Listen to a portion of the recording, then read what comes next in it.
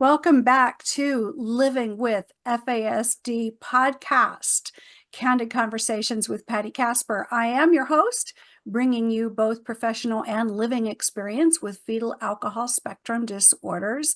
This is a human interest and educational program for those impacted by brain injuries caused by exposure to alcohol, their families and loved ones, and also anyone else who wants to learn more about FASD.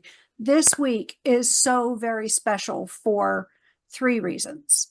The first is that it is airing on International FASD Awareness Day, September 9th. We celebrate that every year, and 51 years now since the discovery or labeling of FAS, although this has been around as long as alcohol has. But 51 years is a thing. And so to help celebrate that, I have two wonderful guests who are my other reasons why this week is so special. We have Miss Rebecca Tillou, who has been on the program before, and she's going to be talking to us about this year's Run FASD 5K. And we also have Ms. Jenn Wisdahl, who is the are you the VP? What's your current title? I'm not that cool. I'm the Chief Operating Officer at FASD United. Yeah, the COO of FASD United, formerly known as NoFAS. So Jen has also been on the program before, but not for a year. Can you believe it? That's crazy. It seems like yesterday. It does. It really does. And I so enjoy the time I spend with both you women. You're so very special to me. So let's dig in, because Rebecca, I know you have a deadline coming up. You've got a jam before too terribly long, and date night with the hubs. Mm-hmm. Yeah, cooking for you and all. Yes. Woohoo! Yes. So, one day, yes, right before the kids come home from a 2-week excursion. So it's going to be a special night. So yes. Yeah. So I won't keep you late, which means we have to not run fast, but talk fast. Okay. So what's going on, ladies? What do we have to look forward to this Awareness Month 2024? All right. I'll let Jen, you want to take it away? Well, I think starting out right now, if you want to get prepared for FASD Awareness Month, one big thing you can do is sign up for Run Fast. Mm-hmm. And we say Run Fast, but really, I'm not built for speed. So it can also be a walk fast. It can be a roll fast. We've had somebody do a rowboat fast. It really is meant to be up to your imagination. It's a 5K wherever you are, and it doesn't have to be 5K. It's a virtual way of getting out in the community and making others aware of FASD. And so you can sign up for that on our website at FASD United. Just click on the Run Fast icon and you can sign right up. But this is something that Rebecca came up with, and I am so grateful that I know Rebecca through this. Rebecca, do you want to talk a little bit about how Run Fast got started and kind of what it's about? Sure. So back in 2021, I wanted to create a fundraiser, and I like to run. So I figured I would put the two together, but I didn't know exactly what to do. And my mom suggested do a 5K for FASD. So I was like, oh, that's a great idea.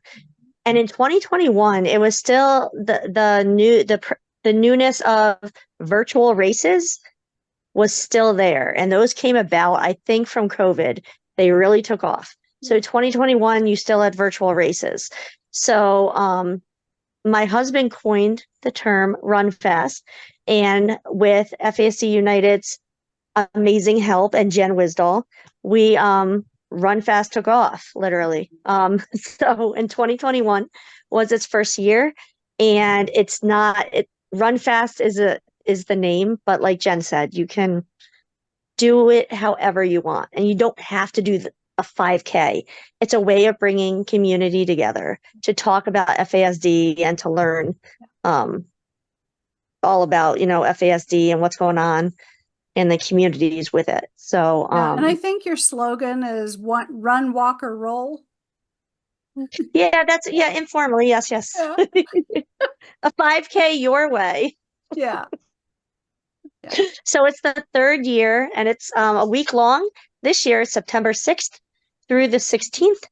Like Jen said, go to the FASD United website, click on the Run Fast link, and you can get bling if you want. You can get medals and shirts. You do not have to. You can join a team. You can make a team. You can go all by yourself if you want.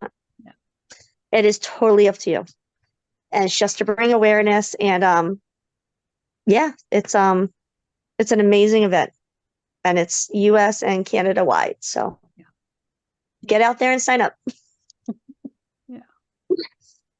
We definitely want to give a shout out, if it's okay, to our sponsors for Run Fast. Who do we have sponsoring this year? We have Dreammakers. We have the Florida Center. We have the author of the book, The Accomplice, Melissa Jacobus. Susan Shepard Carlson, who's a champion on FASD in her own right.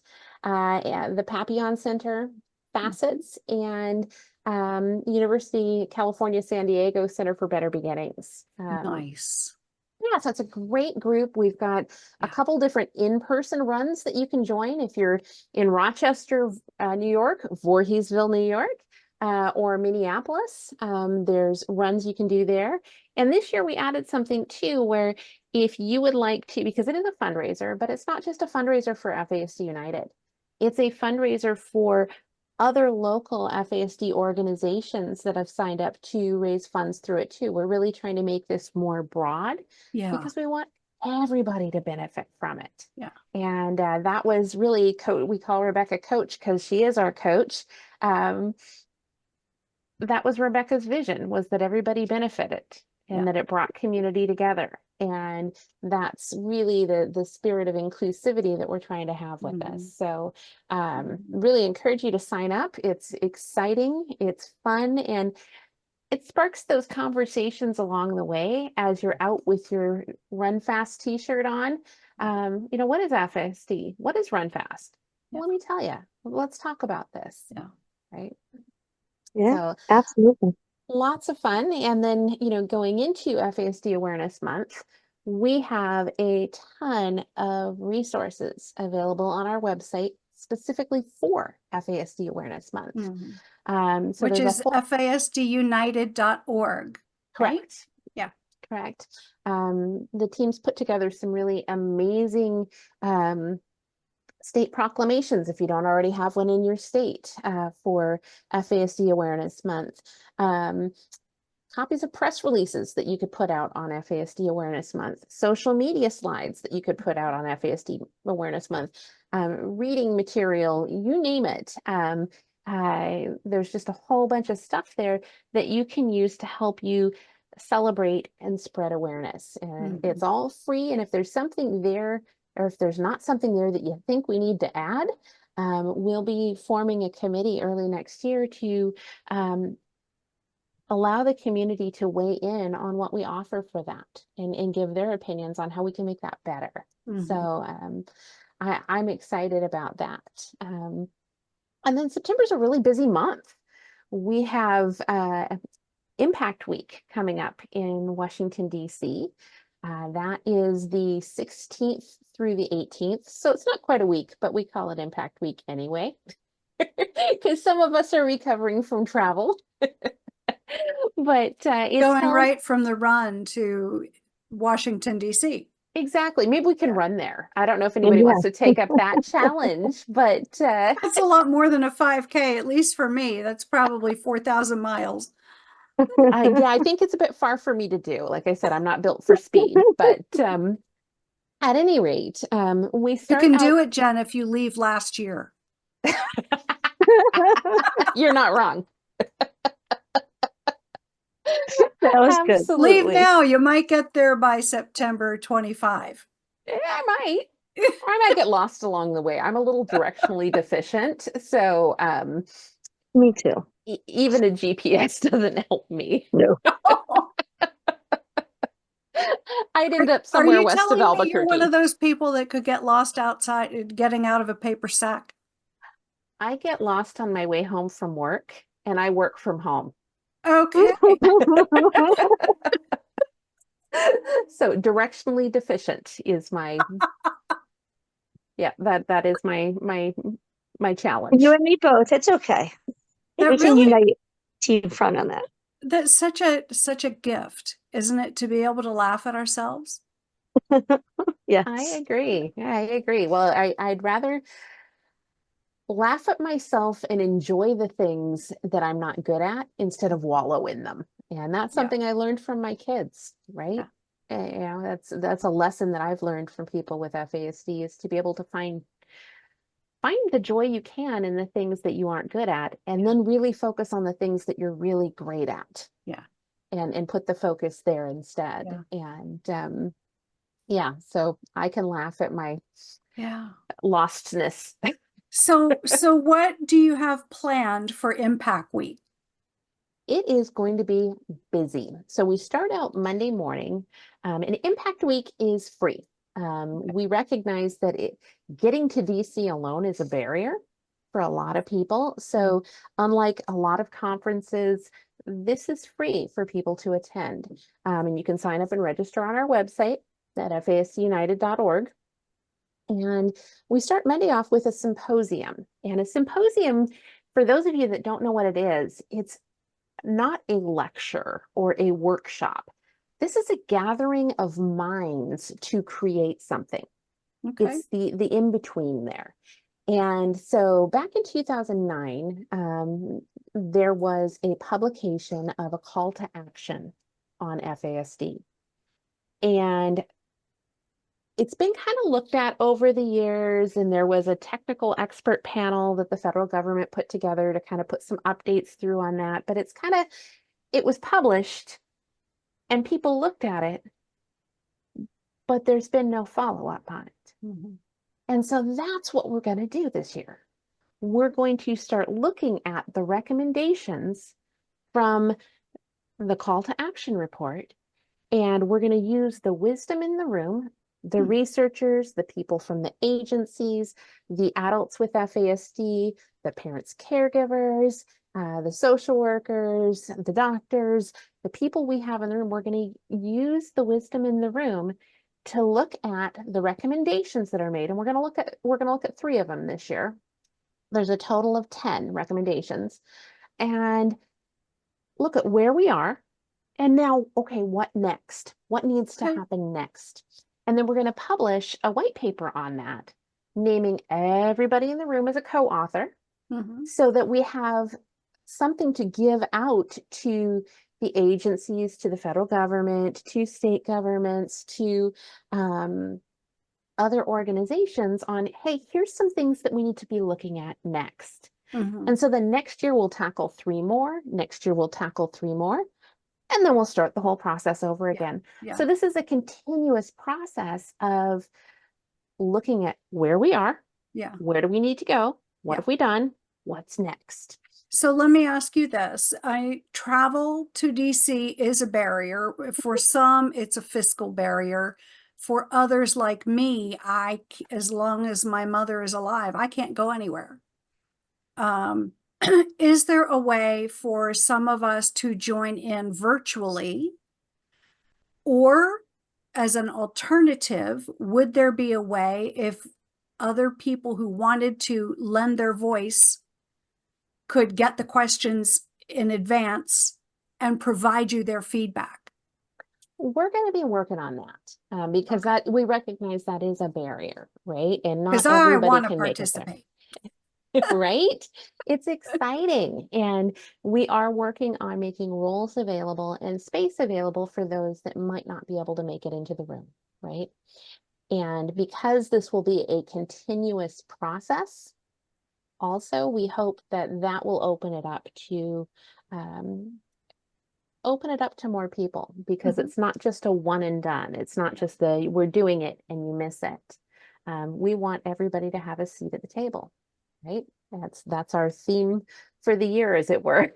We want to give FASD a seat at the table. That means everybody needs a seat too. Yeah. And it is incredibly challenging to do an engaging event that is hybrid. It's just, it's cost prohibitive. It's the people who are hybrid never really get the full experience. And so we're working on alternate ways that we might be able to have people have their voices heard. And I really appreciate that. I learned the hard way. I was supposed to deliver a keynote address last week at an international conference, and the organizers sent me a non-working link. So now I have this fantastic talk that was supposed to reach therapists and psychiatrists and recovery specialists from all over the world, and none of them got it, you know. So perhaps, maybe even if people knew the questions. Can you guys hear my dogs? Barely. Okay. Yeah, barely. They're is fine. Yeah. Okay. The yard crew is around. Yeah, I live in a condo complex, so yeah, the guys are here doing the yard. Anyway, that might be another possibility of, if people had the questions, could they spend 5 or 10 minutes making a video on their phone and sending the video in? I think that's a great Which idea. definitely gives that authenticity and that credibility, because if it's in written form, people could say, oh, anyone came up with that, right? But this lends authenticity and credibility. I like that. Outside of the box thinking. Every once in a while I come up, you know, I used to joke, 10 years of college, I get a good idea once in a while. So Well, I definitely will take that to the team, because I know that's something that we're really looking at, is how can we broaden the base of people who are able to weigh in on this, and who are able to have those conversations. I'm going to shut the door. Hang on.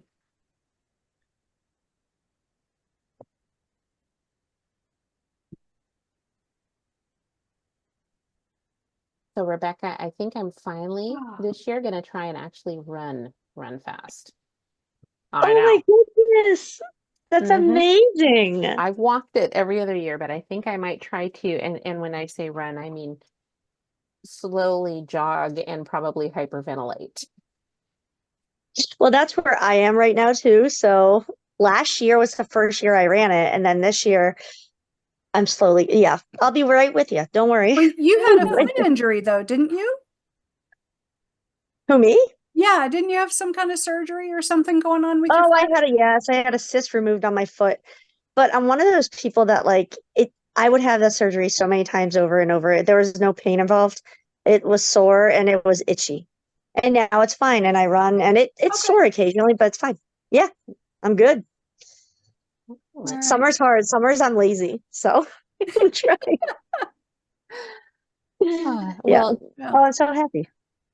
Looking at the symposium. So what's after the symposium? Yeah. After the symposium, that same evening, we have the Red Shoes Gala, which is our largest fundraiser of the year. And the funds from that predominantly go to help support policy efforts, because there aren't grants that you can get. There's no state funding that you can get. There's nothing that you can get to fund policy work, the work of going up to the Hill, the work of having all the meetings to work on getting legislation passed. And so we do have a fundraiser for that. We're really excited about it. It's going to be a big party, and the centerpieces will be talked about for years. I'm just leaking something there. Oh boy. It's black tie optional, red shoes encouraged, and it's really cool to see all the people showing up with their red shoes, rocking their red shoes at the gala, and out there in support of policy work, FASD United, and most importantly, people with FASD. So it's pretty joyful gathering of community. It is. So which, how much did the gala bring in last year? last year we brought in about 175,000. I'm going off the top of Woohoo! my head here. So, Yeah. which again, that sounds like a lot. Oh my gosh, they spent 175,000. But when you look at salaries, when you look at travel, when you look at the things that aren't covered by grants, that's where Yeah. that's where that I space know lives. you guys have a lot of resources invested in driving policy, right? In advocating for us. For instance, that, you know, as we've talked about in the past with the FASD Respect Act, if people want to have conversations with their local representatives or local senators, well, not local, but they're federal reps and senators, but either at their local office or from the DC office, if they've never done that before, if they're intimidated by titles or whatever else, you guys invest the time, you drop everything to make yourselves available to be part of that process so that everybody is comfortable. And that's, I mean, that's not free. That eats away at those resources. In the last 3 years, we've supported over 1,500 people in reaching out to their legislators, right? In teaching people how to do it, in providing them with the resources, in holding their hands as they're doing it, because it's kind of intimidating the first couple of times, in passing the Kleenex, because goodness knows I've cried during legislative meetings when people are telling their stories, tears of joy and tears of sadness. And being there as a support mechanism is huge. And then just letting people know that you can do it. Giving that encouragement that you can. So after the Red Shoes Gala, the next day, we have Hill Day. And so that's Tuesday, right? That's Tuesday. So on Tuesday, we are up on the Hill marching en masse. Maybe marching isn't the right word to use when we're saying approaching the Capitol these days, but maybe. Yeah, probably not. Probably not. But we'll do that at a walk instead of a run. There we go. We have t-shirts for everybody to go up to the Hill that are talking about giving FASD a seat at the table. And I should have asked you to bring one so you could show everyone. Well, we haven't ordered them yet because we got to order them to size, but yeah, the image behind me will play a part in it. Okay. About giving FASD a seat at the table. And I like that. I was so emotional last year when we went up to the Hill with everybody that was attending Impact Week, and everybody was wearing their 1 in 20 isn't rare, talk to me about FASD shirts. And everywhere you'd walk on the Hill, you'd see somebody wearing an FASD shirt. And if you have never been to DC, you can only imagine how gargantuan the buildings are at the Capitol. I mean, they are huge. It's a 15-minute walk to walk from the House to the Senate. Like it's massive. And wherever I walked, I saw somebody in an FASD shirt. And what an incredible experience, right? We had people stop us in elevators. Dr. Christy Petrinko got stopped in an elevator because somebody, a legislator, asked her about FASD. And wouldn't you know it, that person came on board to co-sponsor the FASD Respect Act, right? So these conversations and being there matters. But if you can't be there, Zoom is the great equalizer. So you asked before, Patti, about, you know, if you can't be there, how can I contribute, right? How can I be a part of this? And it's just as easy to do a Zoom call with your legislators as it is to go in person, in some cases easier. And I would say, I mean, no one has to pay for parking if you're doing it on Zoom.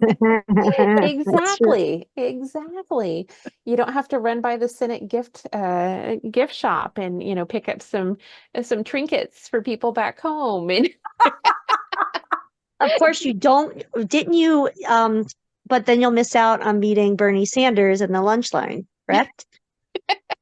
Or potentially because I'm a little clumsy, turning around, almost running into him, getting a stern look from his Secret Service person as I Oh, that's so purely amazing, though. accidental.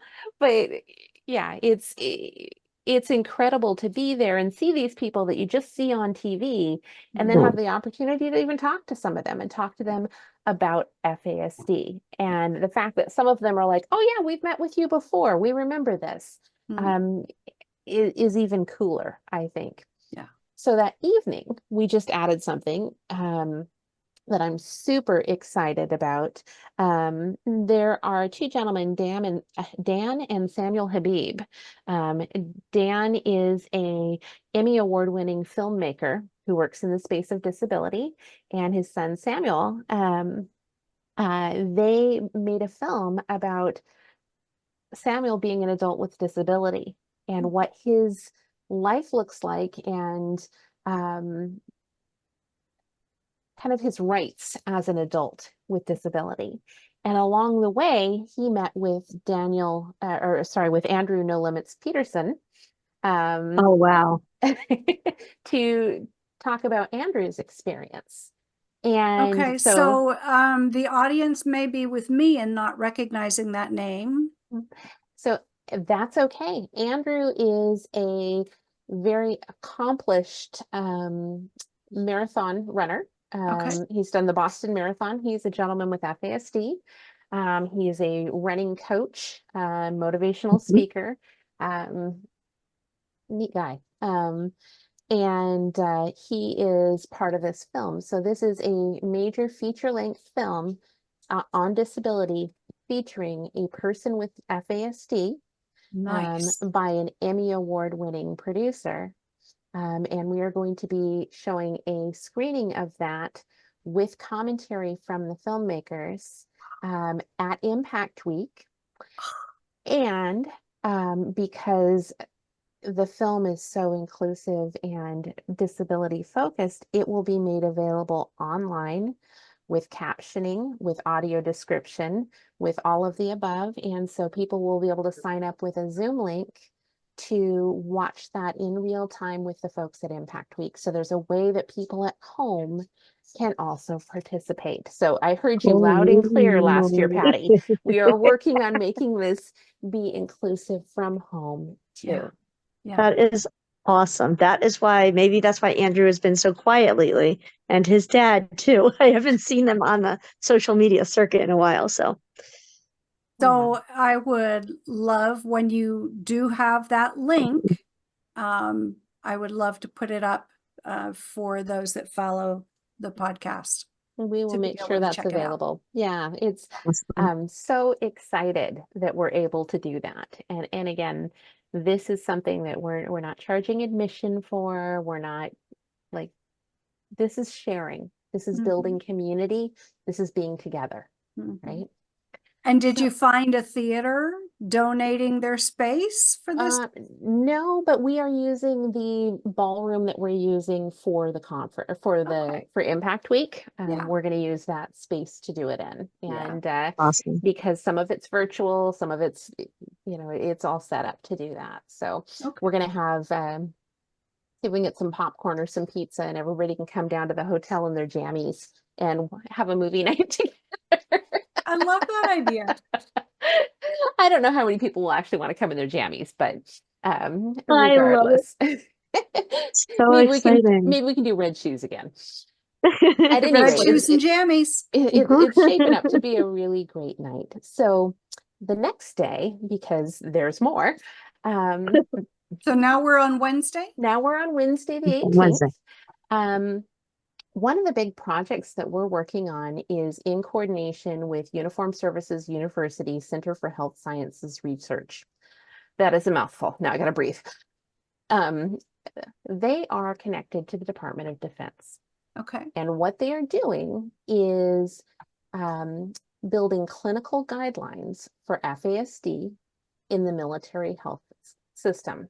So looking at military healthcare beneficiaries and how they can diagnose, support, and provide resources for families who have kids with FASD in the U.S. military system. what's cool about that, and you're like, okay, yeah, that's great, but the rest of us aren't in the military, is that anything that's developed for military families, they have an obligation to then make that available to the civilian population. So right now, there are 18 million different diagnostic codes used around FASD. There are barriers to insurance companies covering the cost of diagnosis. There's just all kinds of, there's a mismatch of different ways of doing things that make it really hard to scale up and make bigger the amount of diagnostic clinics in the US. Yeah. And so this project is geared towards making sure that the documentation, the research, and everything is out there to be able to set things up so that insurance companies, because you think about the biggest insurance company in the United States, the US military, right? It's TRICARE. Yeah. So if we can get it in that system, then other systems can naturally follow. So here's a tangential question. I don't Mhm. know if you guys have ever heard of this, considered this, if it's too late, but I haven't aired it yet. But I recently recorded a session with Jody Allen Crow. You know that name? Mhm. And his Rebecca, you're gonna think this is cool. When am I airing it? It's soon, August 26th. Oh, wow. So it will have been out a couple weeks by the time this episode goes out. So yeah, anyone wanting to find out what I'm talking about, go look at August 26th. But he does this thing with the 6 stages of FASD. And he doesn't use the typical diagnostic nomenclature because there are so many different systems and everything else. He comes at it from an educator's lens as opposed to the medical lens. But it kind of tracks the degree of impact. How many of our systems are impacted by the alcohol? Like 0 is the lowest level. 0 is there's nothing going on. It's not present. And then 5, which would be, if you're counting 0, would be the 6th one, is when is death, basically. Whether that's by suicide, whether that's by the heart giving out, the circulatory system and the heart system because of the impacts of prenatal exposure, or liver impacts from prenatal exposure catching up with you. So I mean, which is kind of fascinating. You can go from stage 4 to stage 5 at the end of life, but it really is such an interesting way of looking at it. I'm really excited to get that episode out. But Jen, you nodded your head that you knew who he was. I mean, have you seen that work? I mean, it's not new. It's just not talked about. Right. And I know that in this particular thing, with the military healthcare system, they do have to use the medical model. And this other work is really super interesting. Like it's a really cool way of doing things. So both can be true at the same time. Yeah. Yeah. So what'll happen in this day is they're going to have an interactive workshop based on looking at interventions. And interventions and supports for people with FASD. Heather Carmichael Olson from the Families Moving Forward program is going to be there keynoting and helping to facilitate. And then we're going to get some updates on what they're doing on this project, because it really does have broad implications to the medical system. Like this is how autism did it. Yeah. And the doctor who's leading this piece worked on that autism piece in the military healthcare system. So there's, it's pretty exciting. Yeah. And then we've got some surprise bonus programming for the Wednesday afternoon that I can't announce just yet, but I will send a link, a leak to you, Patti, as soon as we have that 100% nailed down. But I'm pretty excited. It meets at the corner of research and real people, Okay. and how those two connect and combine and can work together. Yeah. That's what we're working on there. So That is cool. yeah, I'm excited. I think it's going to be a great week and a great month. And it really all kicks off with Run Fast. I mean, some people kind of measure their year in holidays. Yeah.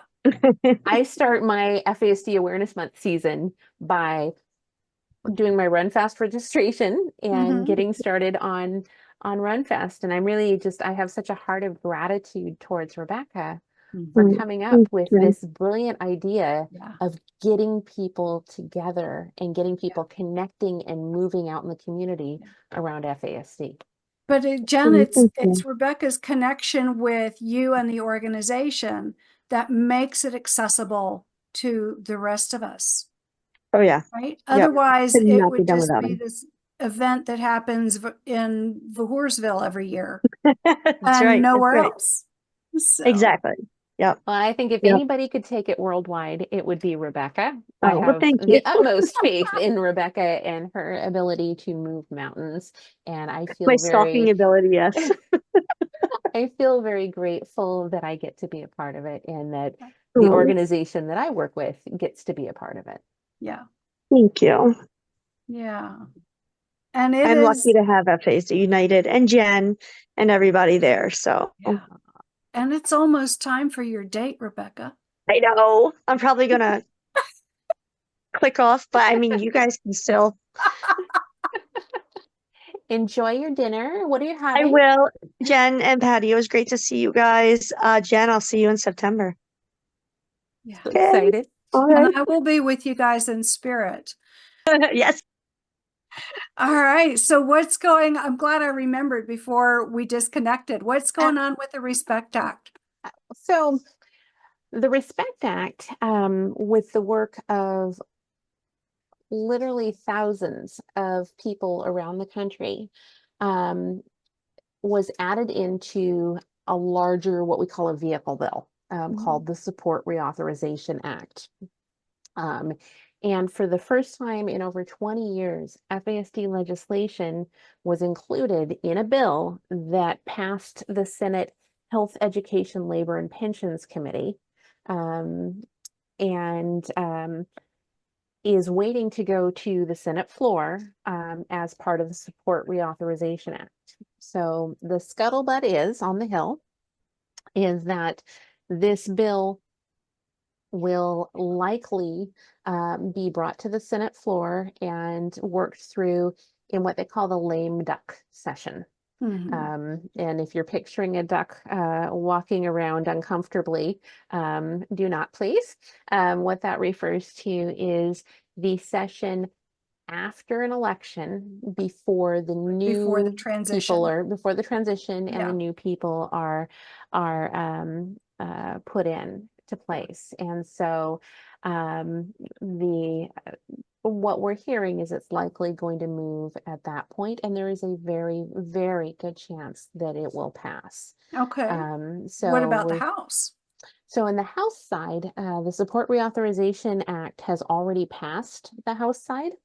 Unfortunately, Oh, no. the FASD Respect Act language was not part of that bill. The House was a bit chaotic, this legislation. Well, yeah, just a tad. Just a bit. There have been a few distractions. Just a few, but we've had great communication with the Energy and Commerce Health Subcommittee, which is the committee of jurisdiction, about the language that's included in the Support Reauthorization Act.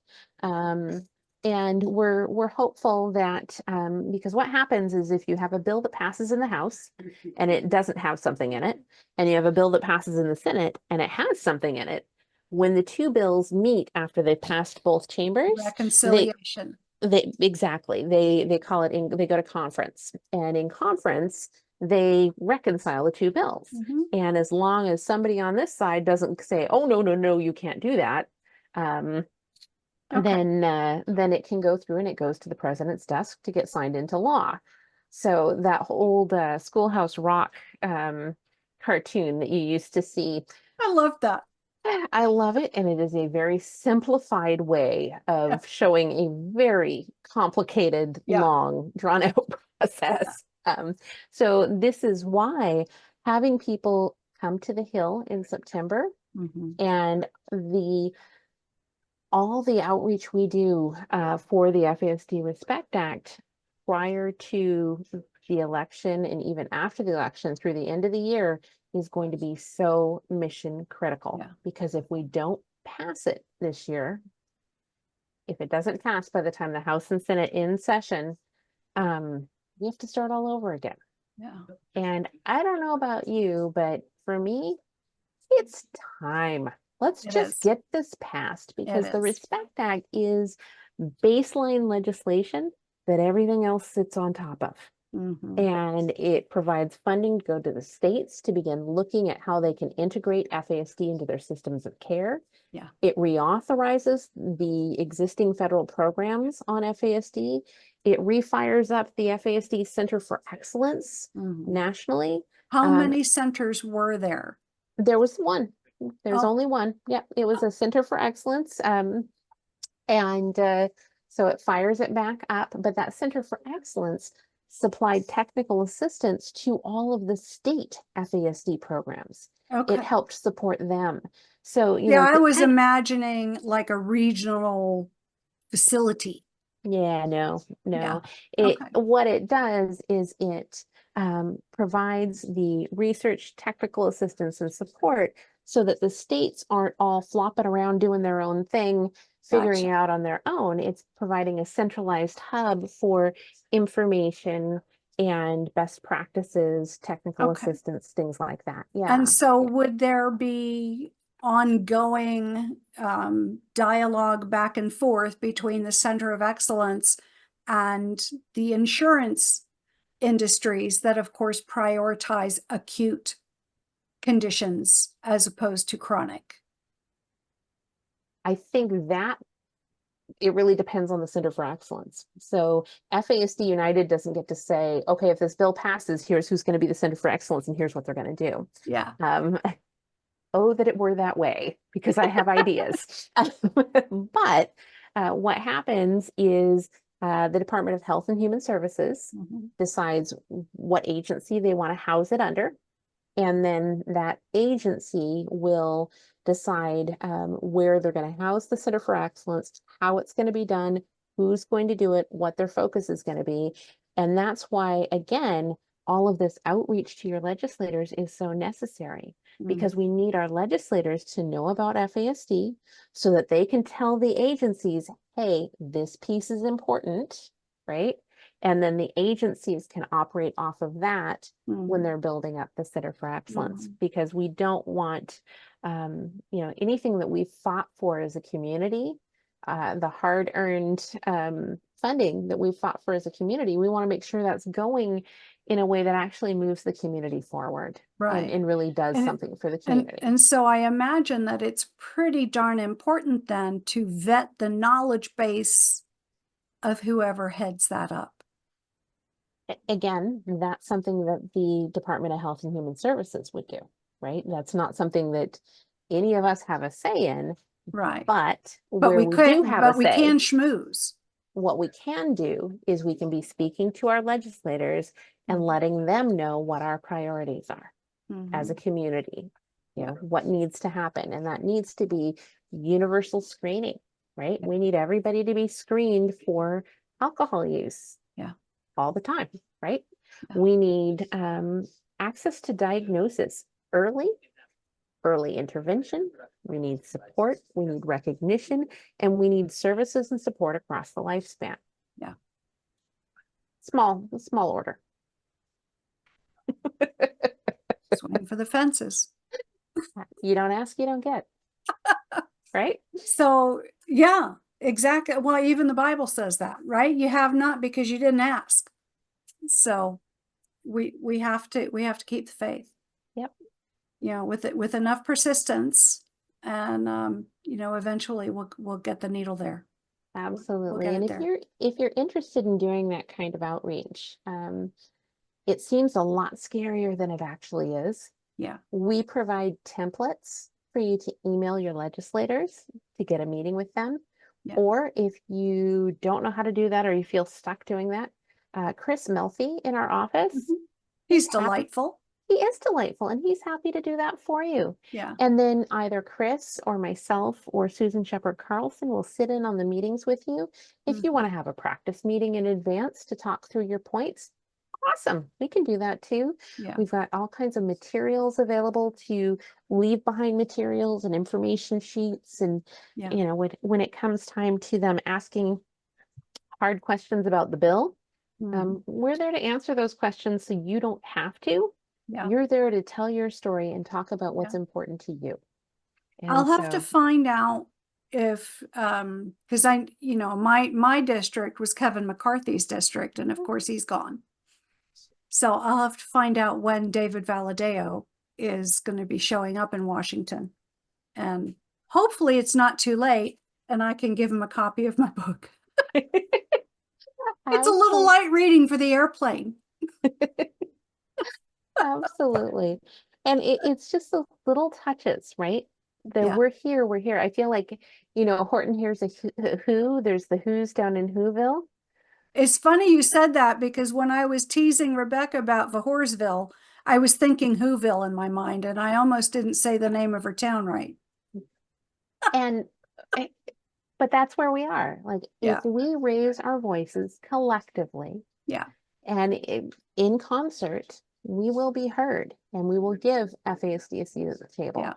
Because FASD needs a seat at the table. If you're talking about healthcare, if you're talking about child welfare, if you're talking about maternal child health, if you're talking about disability policy, if you're talking about education, you name it, there's a space for FASD to have a seat at the table. And this is not about us demanding, you have to give FASD a seat at the table. This is about us as a community doing the work to make sure that FASD is included at every table.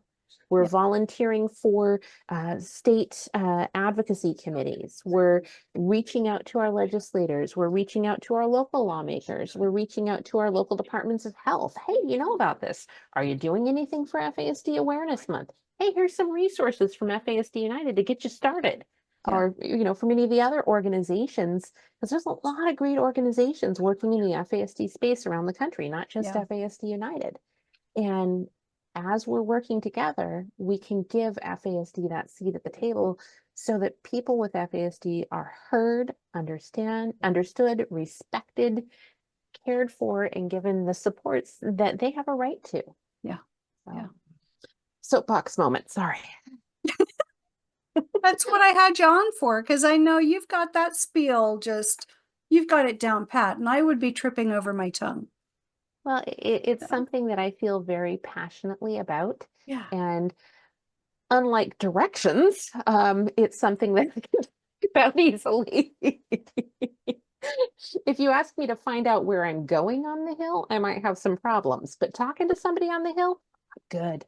You've got those couple important buildings down pat, and that's really all you need, right? There you go. There you go. So anyway, yeah, I'm excited. I'm optimistic. I feel like there are things moving. One of the other things we're doing right now, just as an aside, because I'm giving you all kinds of stuff that we're doing here. We are working on language to update the Surgeon General's warning. Okay. Because the language is out of date, stigmatizing. Yeah. The research base and the evidence base is there to support change. And so we are working on draft language to provide to our Senate champions. And then to provide to the agencies to begin looking at, okay, how do we update this? How do we and how do we encourage the manufacturers to use a high contrast in the font? That's a really so good that the point. warning label actually stands out. That's a really good point. Yeah. Mhm.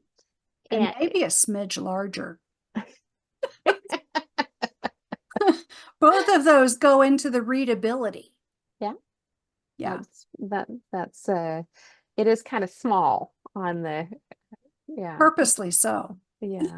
Well, so again, these are all things that we're working Kind on. of like And with, my diabetes. When I'll call for some help with the pump and they'll say, what's the serial number? And I'm trying to look on the back and it's so fine print. And it's like, you do realize you put information you need to get from us in such a tiny font, and we're the #1 cause of blindness. speaks to accessibility. Yeah, it definitely speaks to accessibility. Like, hello, think things through, people. That's a really good point, though. And I think that's, there's lots of things like that. Yeah. Like the Surgeon General's report, like the call to action, things that have happened, and then they've been left, people have been working on them, but we haven't come back and revisited them. And I Yeah. think that's something you're going to see as a theme over the next couple of years is, okay, we've done this. Now let's go back and refine it and let's make Yeah. it better. And let's update it with the current research and let's update it with the views from people with FASD. Mhm. And then let's put it back out again and see where we can get with it. And then let's just keep moving that needle forward, inch by inch, bit by bit, sip by sip. Yeah. Right. And Good segue there. I like that. thank you. I try to give FASD a seat at the table and let people know that you are here. Yeah. Yeah.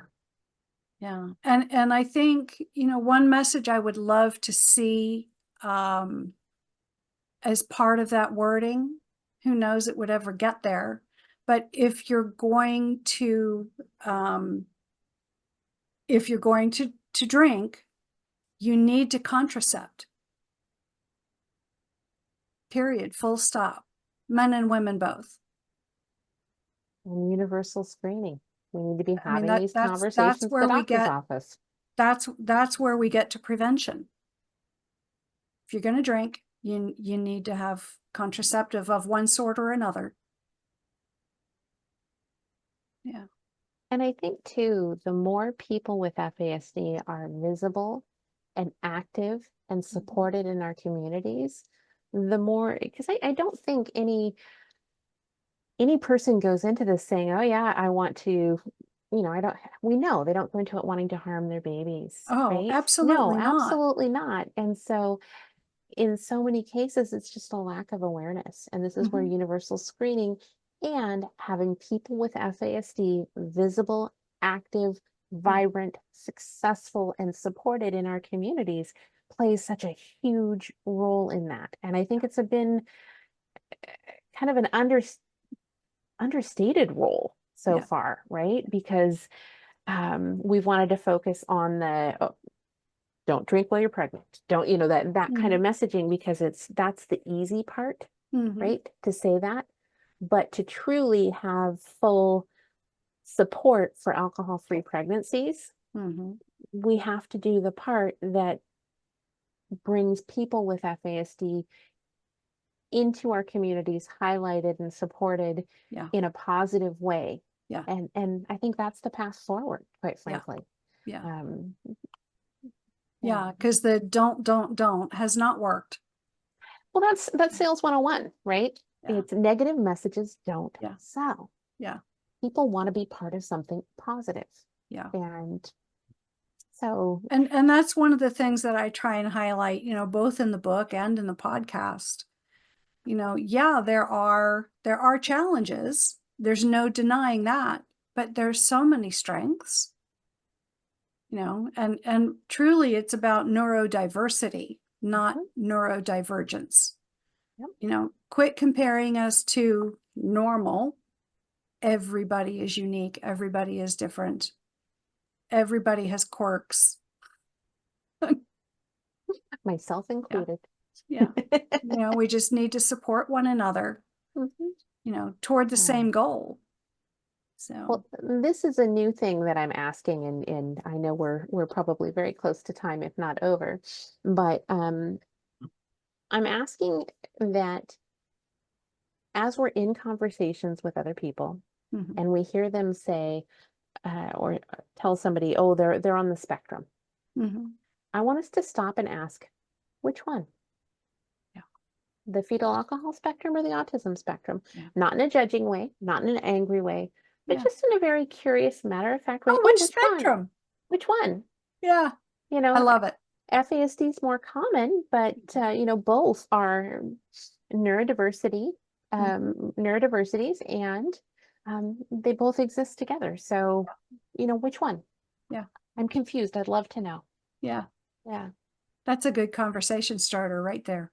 The hour has flown by, and I just want to thank all the viewers, all the listeners for either taking the time out to sit down and watch and enjoy the conversation, or who are carrying us with them as they're driving across town or going on a jog or a run fast. Whatever the case may be, this is going to air on International FASD Awareness Day, and many people will be doing their Run Fast 5K, maybe listening to us as they're running, which would be so cool. Or maybe walking, because if they're running, we'll still be talking and they'll be done. But we'll be cheering them on as they go. Right? If you want to be part of the community, head on over to patreon.com/livingwithfasd.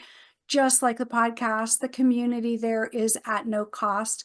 You can, however, choose to join at a $5, $10, or $15 a month level.